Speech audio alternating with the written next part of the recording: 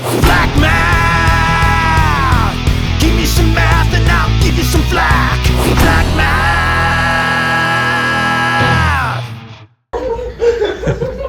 All right, lesson 15. We are going to solve systems of equations.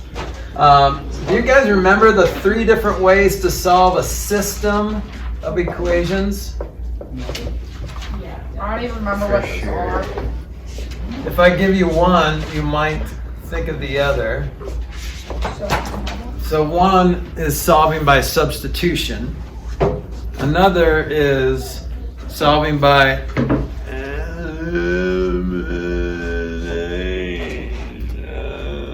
lemonade valve. That's close. Elimination. Elimination, right. And then there's one more, solving by graphing. Okay, so if you have 2 linear equations, I just spit, and it's a good thing that we're distanced. Like I was talking to my daughter, and she said, like, Dad, do you know you spit when you teach? And sometimes I realize it, and sometimes I don't. But I just saw myself spit. But don't call the police. It's perfectly safe right here. There's plenty of distance. Okay.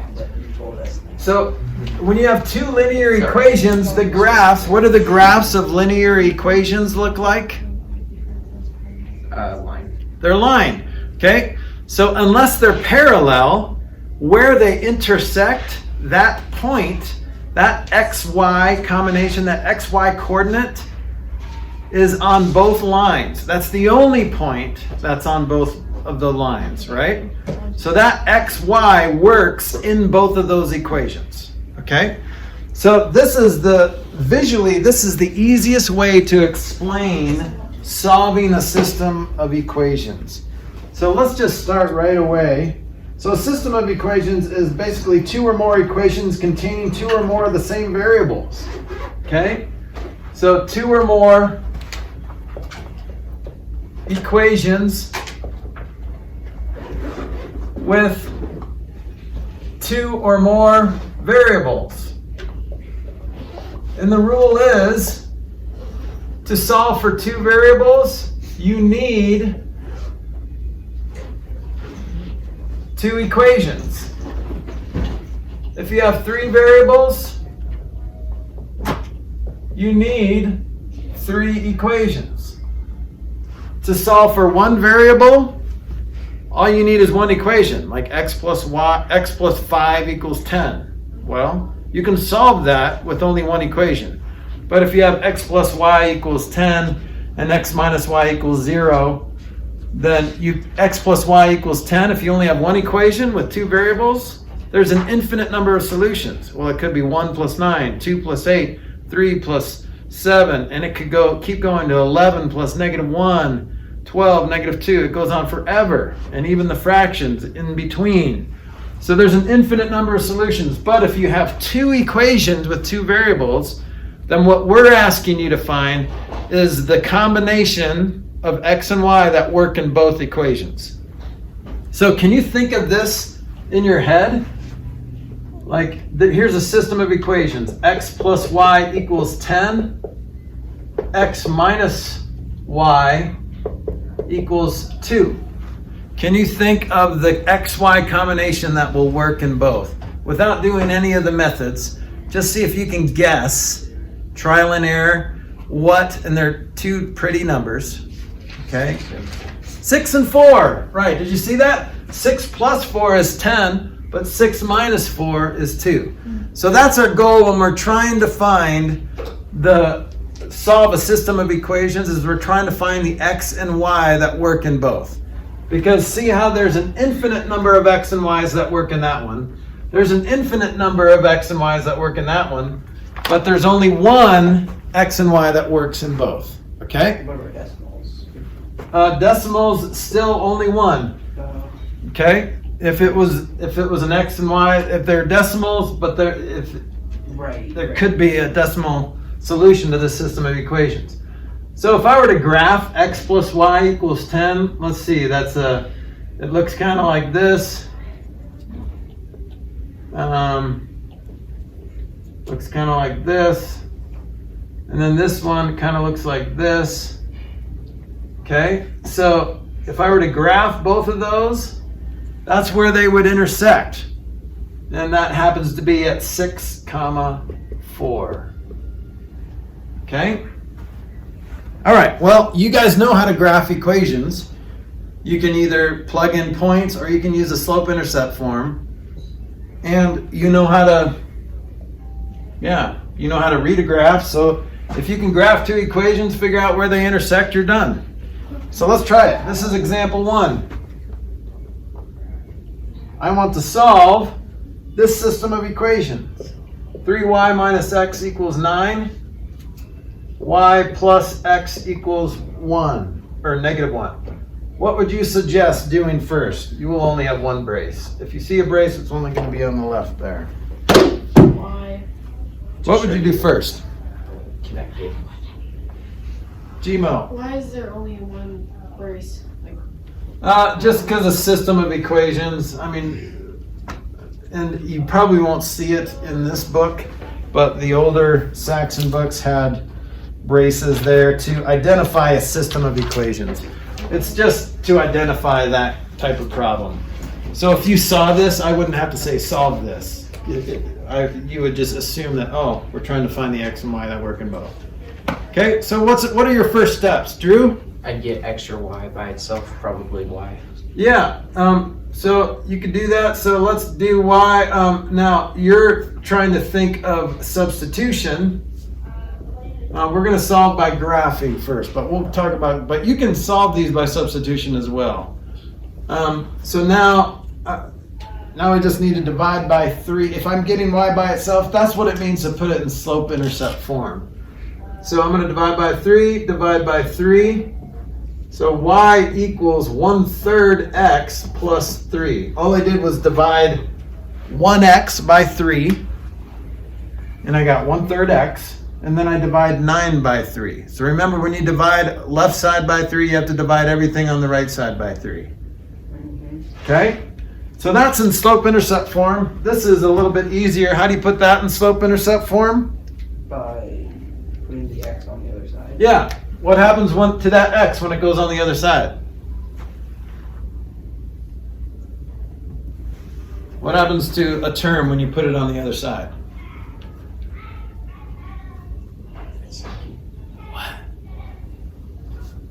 Does it go to negative? Yep, it's negative. So negative x, and then that negative 1's there, so I'm going to say -1. Okay? Or plus -1, same thing. So now when I graph these 2 equations, this is what they look like. Let's see, 1, 2, 3, 4, 5. 1, 2, 3, 4, 5. 1, 2, 3, 4, 5. Okay, so how do you graph y equals 1/3 x plus 3? Where do you start?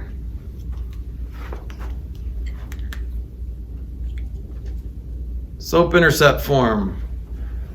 It's called slope-intercept form for a reason. It's not called intercept-slope When form. you start with the, wouldn't you start with the y-intercept, like Yep. dot? So what's the y-intercept of the red equation? 3. 3. So go up to 3. That's where it crosses the y-intercept. This is a very scary equation. So now what do I do? Scary. Draw. So rise would be 1. Yep, and so run remember would be this is 3. rise. So up 1, right 3. Up 1, right 3 would put me right there. Up 1, right 3 would put me right, one more would put me right there. Okay, and then I can go down 1, left 3. It's the same direction. Down 1, left 3. Okay, so there's my red equation. How do you graph the green equation? Where do you start with the green equation? -1. So remember the constant. Once you get y by itself, the constant, or the number you're adding or subtracting at the end, is your y-axis intercept. So that's it right there. Okay? So now which direction do I go from here?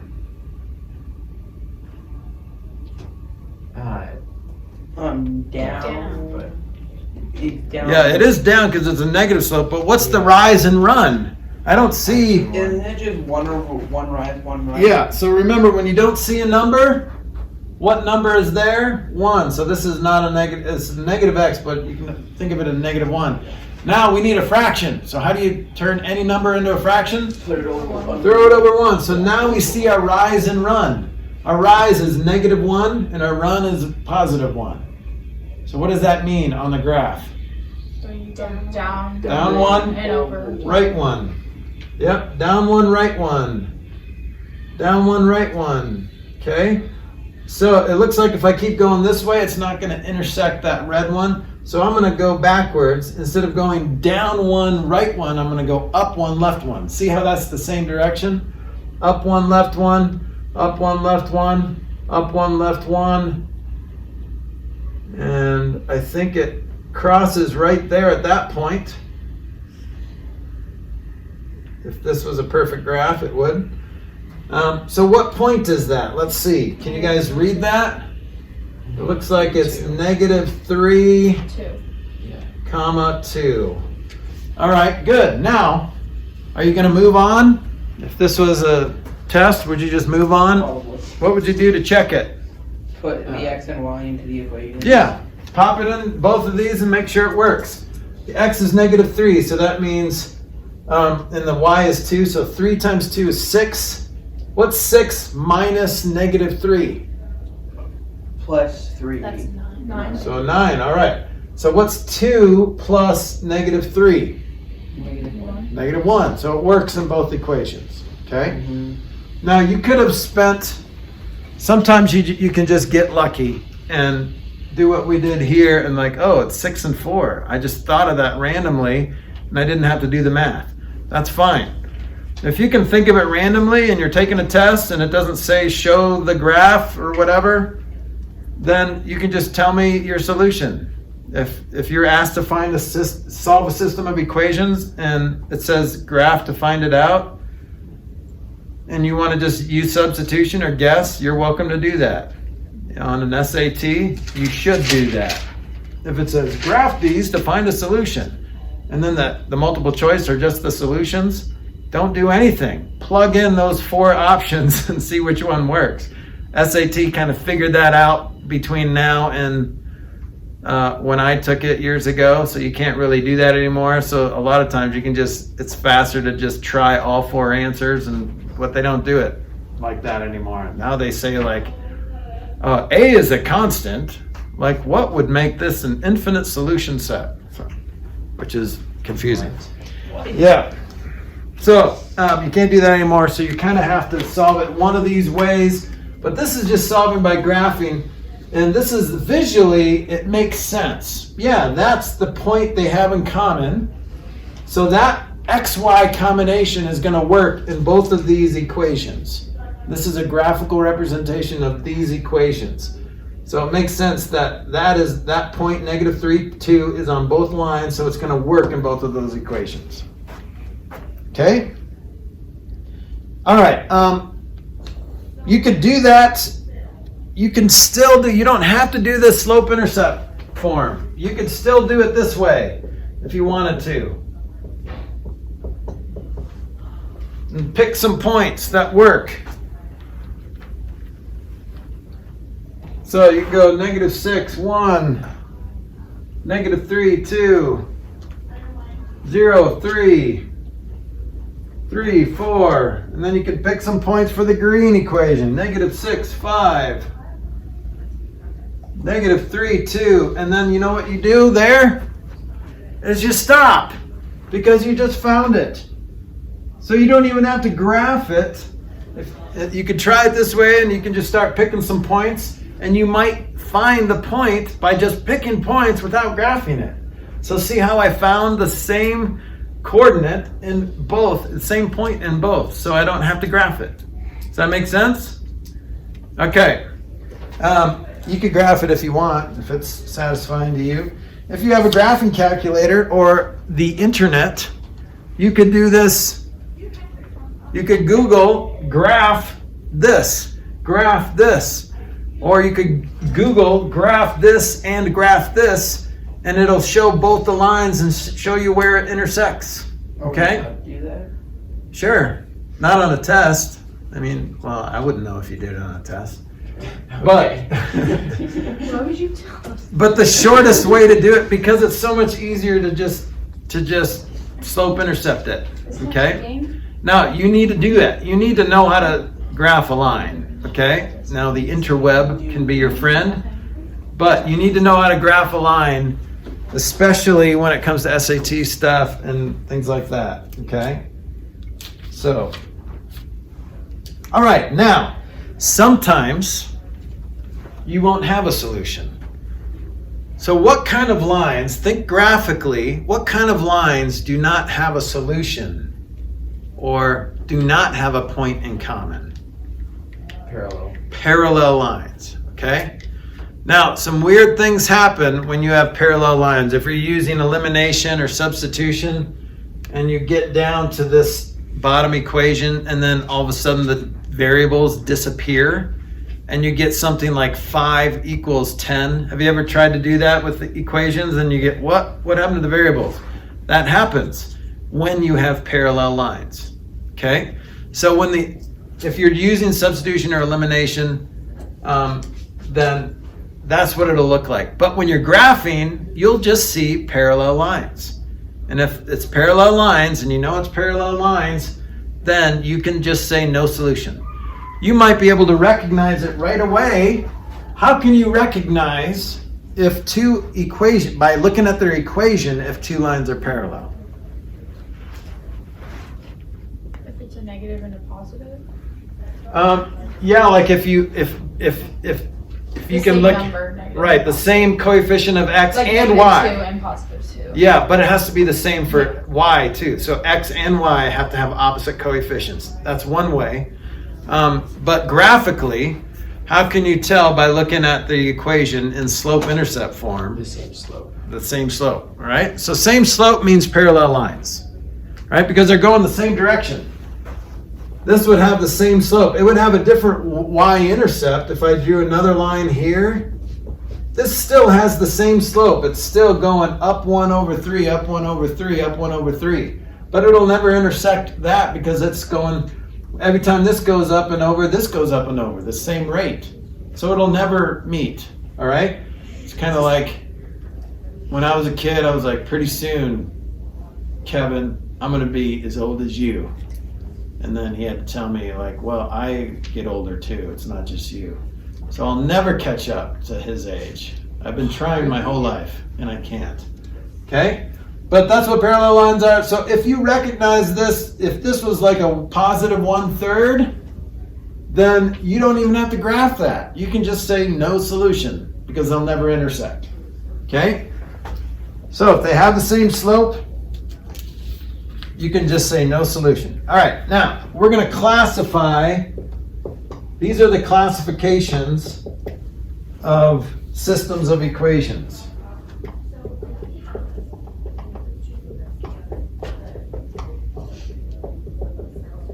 There's different classifications, but we're going to start with these 3. Okay? So I'm going to draw this on each one. So here's classification 1. This is called system is consistent and independent. Okay, and then I'm going to show you what the graphs look like. Consistent and independent. Those sound like 2 positive words. Very, like, they're not negative. Independent. Independent. That's what I said. Independent. Okay? So this happens when you have just 2 equations that have an intersection somewhere. Okay? And there is exactly 1 solution. So 1 solution. So it's consistent because it's 1 solution. It's independent because they're 2 separate lines. They're not dependent on each other. Okay, they're not clingy. They're independent. They're 2 separate lines. They have their own lives. They're living their own lives. Okay? The next type of system of equations is called consistent and dependent. So this is called consistent and dependent.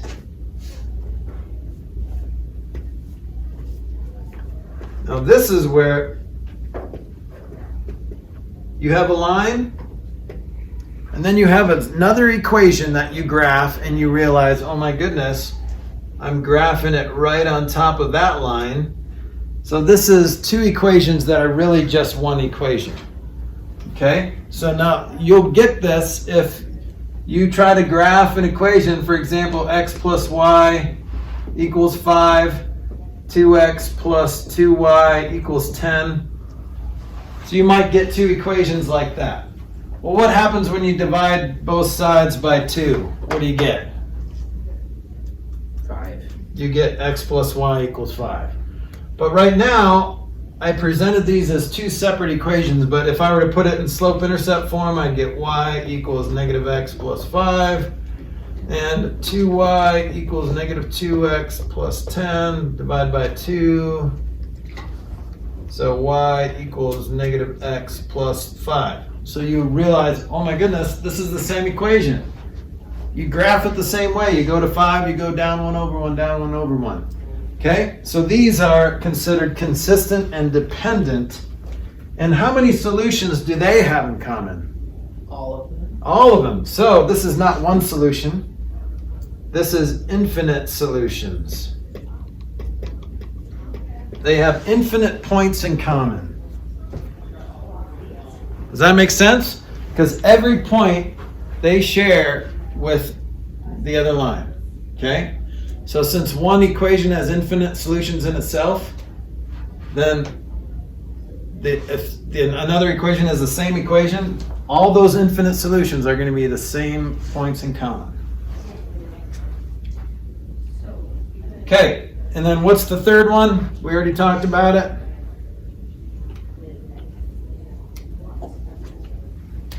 What's the third type of situation graphically?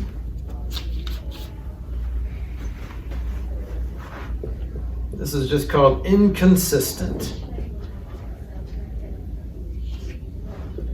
And technically they're independent as well, but we don't care about this at this point. This is when two lines are parallel. So how many solutions do they have? 0. 0 solutions.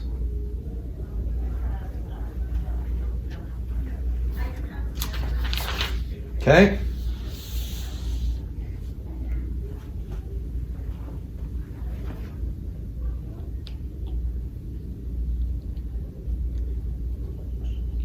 So, if in your homework you see two lines on a graph, then you can classify that system of equations. You have two choices, right? It's either 0 solutions because they're parallel, or 1 solution because they're not. Okay? If you're asked to classify it, then you would say consistent and independent, or just inconsistent. Okay?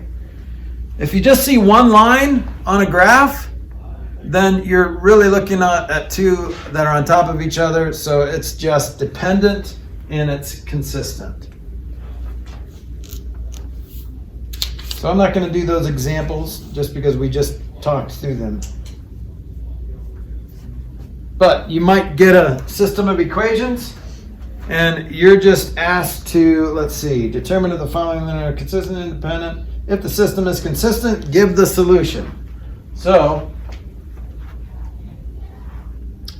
you'll have a problem kind of like what we just did. I mean, we could do it. Let's just do one more and call it good. So this is example 3B. So you're asked, and this will be on your test as well. I want you to solve for this system of equations. 3x minus y equals negative 2. 2y equals 6x plus 8. Okay? So why don't you try that? I want you to tell me if it's consistent or inconsistent, independent or dependent, And then if it's consistent, I want you to tell me the solution, like where they intersect. Okay, so try that on your paper.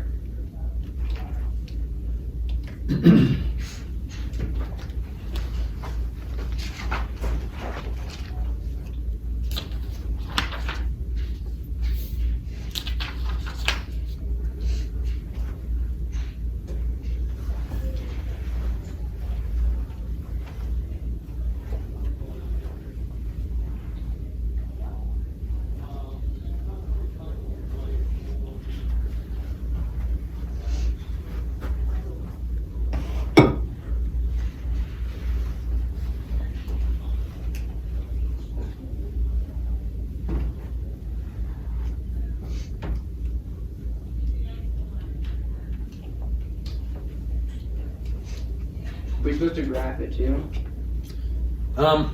Yeah, if you need to. Remember, if you can tell right away if they're inconsistent, the only way it's inconsistent if they're parallel. If you can tell by just looking at the equations whether they're parallel, then you don't have to graph it.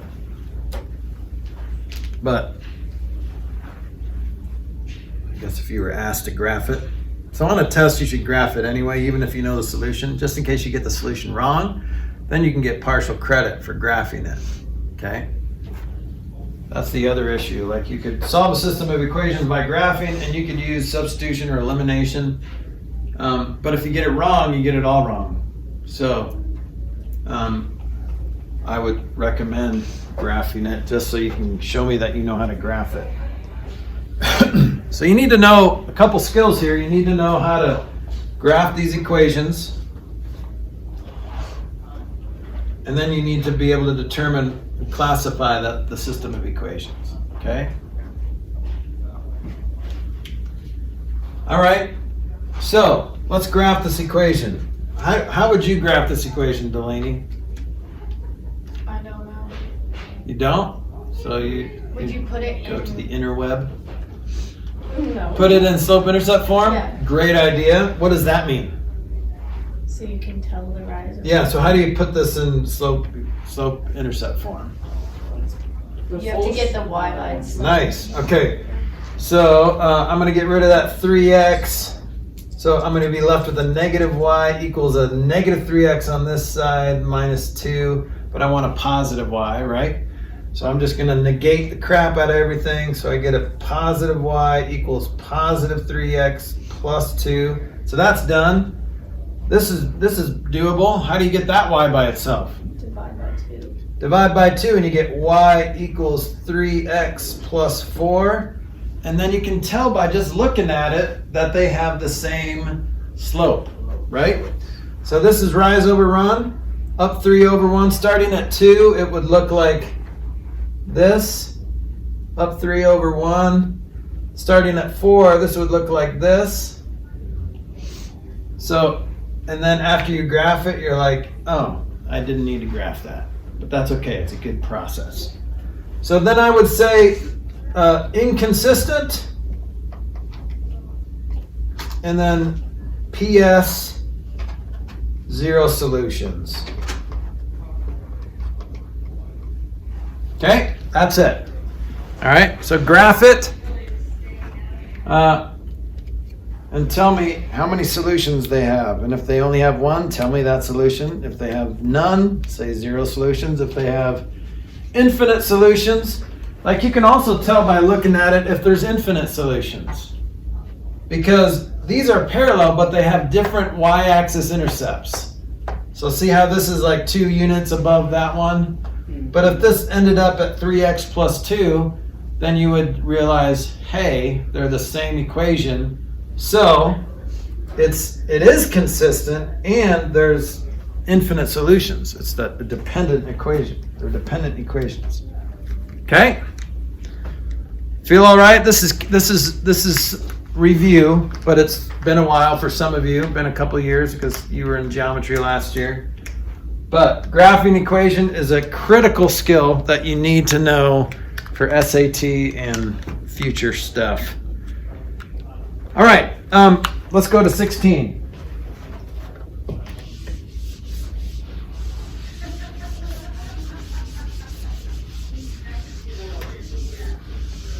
Now, this is where we get to apply matrices with system of equations. Systems of equations.